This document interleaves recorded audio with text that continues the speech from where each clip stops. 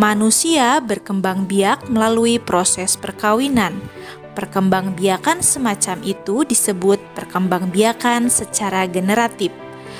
Pada peristiwa tersebut terjadi peleburan dua sel kelamin, yaitu sel sperma dari ayah dan sel telur dari ibu.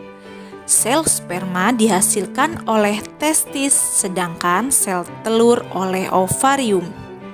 Proses peleburan dua sel kelamin yang demikian disebut pembuahan.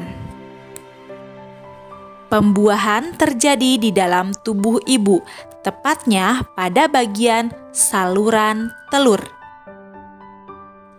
Pada proses pembuahan atau fertilisasi, sel telur dan sel sperma bersatu sehingga membentuk zigot, lalu menjadi embrio sebagai cikal bakal janin. Janin akan berkembang di dalam rahim ibu kurang lebih selama 9 bulan. Nah, anak hebat, proses pertumbuhan dan perkembangan manusia berlangsung dalam 2 tahap.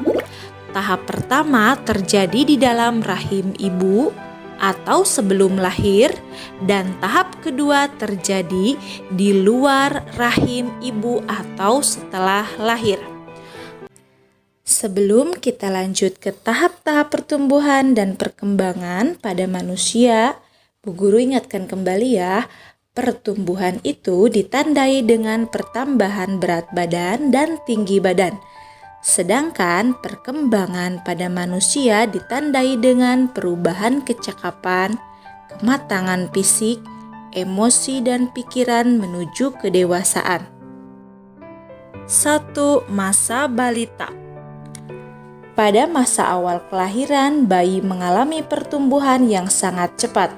Pertumbuhan berlangsung cepat selama beberapa tahun pertama. Pada usia sekitar 6 bulan, bayi akan mulai belajar duduk. Pada usia sekitar 9-12 bulan, bayi dapat merangkak dan berdiri sendiri dengan atau tanpa bantuan.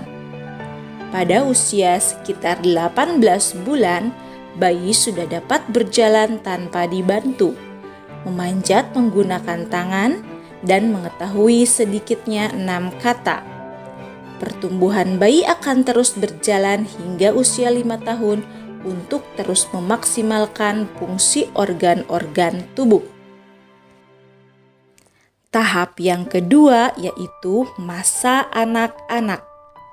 Setelah mencapai usia 5 tahun, pertumbuhan manusia terus berlanjut.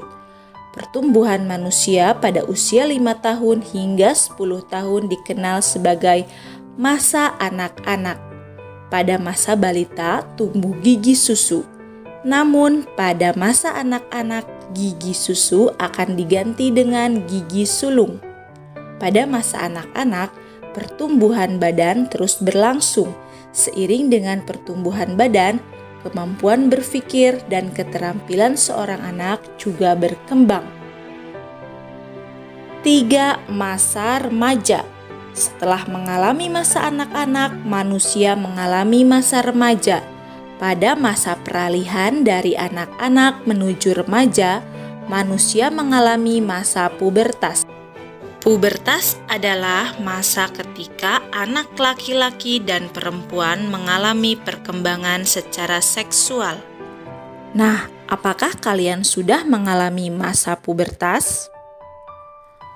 Masa pubertas pada anak perempuan berlangsung antara usia 9-13 tahun, sedangkan pada anak laki-laki antara usia 10-14 tahun. Pada masa tersebut, anak perempuan dan anak laki-laki mengalami perubahan fisik dan psikologis yang memungkinkan mereka dapat berkembang biak atau bereproduksi. Pada masa tersebut, pertumbuhan akan terus berlangsung hingga mencapai usia 20 tahun.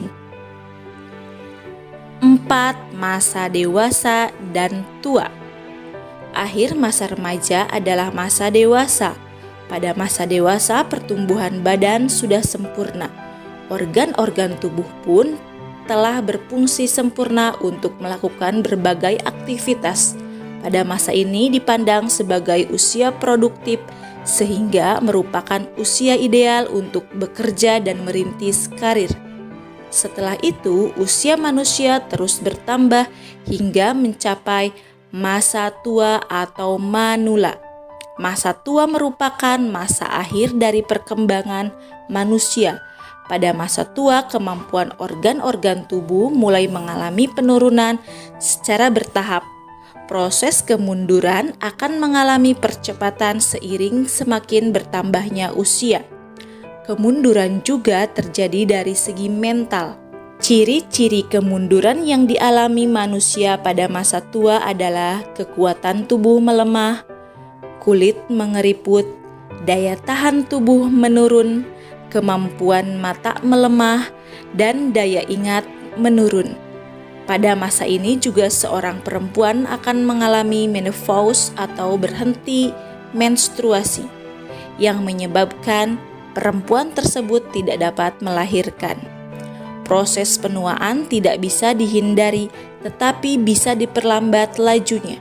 Untuk itu, kesehatan tubuh perlu dijaga dengan berbagai cara, misalnya berolahraga secara teratur, serta mengkonsumsi makanan yang sehat dan bergizi. Nah, anak hebat, banyak faktor yang mempengaruhi pertumbuhan, baik itu berupa faktor luar maupun faktor dalam. Faktor dalam antara lain keturunan seperti ras, suku orang tua, umur, hormon, dan jenis kelamin. Sementara itu, faktor luar diantaranya nutrisi atau zat gizi, perilaku dan pola makan, penyakit, keadaan kesehatan, musim, dan keadaan sosial ekonomi keluarga.